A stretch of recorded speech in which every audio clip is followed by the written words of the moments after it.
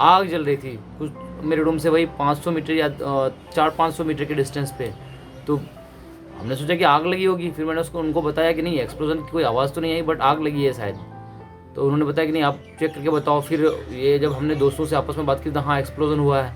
फिर जब वो सिचुएशन काफ़ी पैनिक होने लगा तो सब हम लोगों ने सोचा कि कब, अब पता नहीं कैसे हम लोग को राशन मिलेगी कि नहीं, हमारे फूड ग्रोसरीज वगैरह फूड आइटम होंगे कि नहीं।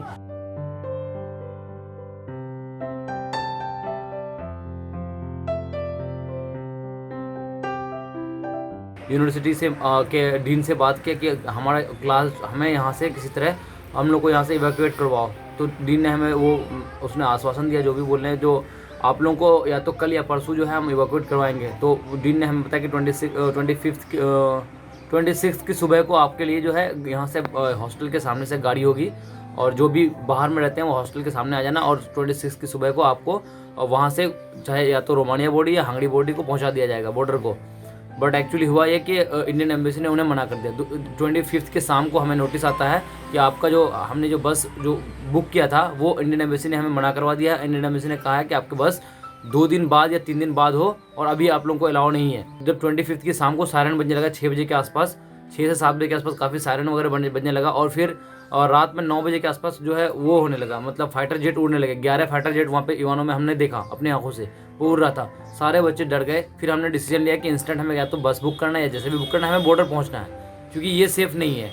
जब हम वहाँ पे बॉर्डर को पहुँचे तो देखते हैं कि कम से कम 10 से 15 हज़ार ऑलरेडी वहाँ पे क्राउड था उसका।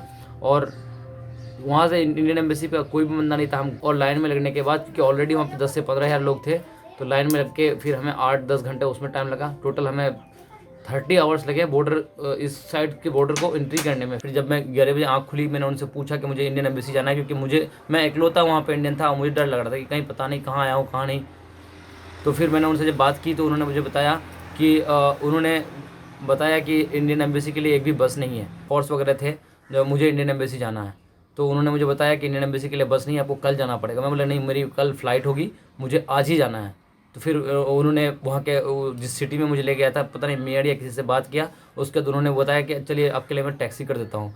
200 यूरोज़ का उन्होंने टैक्सी किया, उसका पेमेंट भी उसने खुद दिया, रोमानियन गवर्नमेंट ने पे किया उसको। और मुझे वहाँ से 400 किलोमीटर की दूर पे बुचारेस्ट जो सिटी था जहाँ पे इंडियन एम्बेसी था, वहाँ पे क्योंकि इंडियन एम्बेसी मैं नेट पे सर्च कर रहा था कि कहाँ पे है, तो पता नहीं चल रहा था कहाँ। तो मैंने बोला कि एयरपोर्ट आप मुझे छोड़ सकते हो, तो एयरपोर्ट छोड़ दो मुझे, क्योंकि सबको पता था कि इंडियन एम्बेसी के बंदे कहीं ना कहीं एयरपोर्ट पे होंगे। फिर एयरपोर्ट पे मुझे इंडियन एम्बेसी के अरिजीत सर मिले, फिर अरिजीत सर ने मेरी हेल्प की। फिर वहाँ से हमने इंडियन एम्बेसी पे एयरपोर्ट पे मैं रुका, एटलीस्ट 14-15 आवर एयरपोर्ट पे बैठा।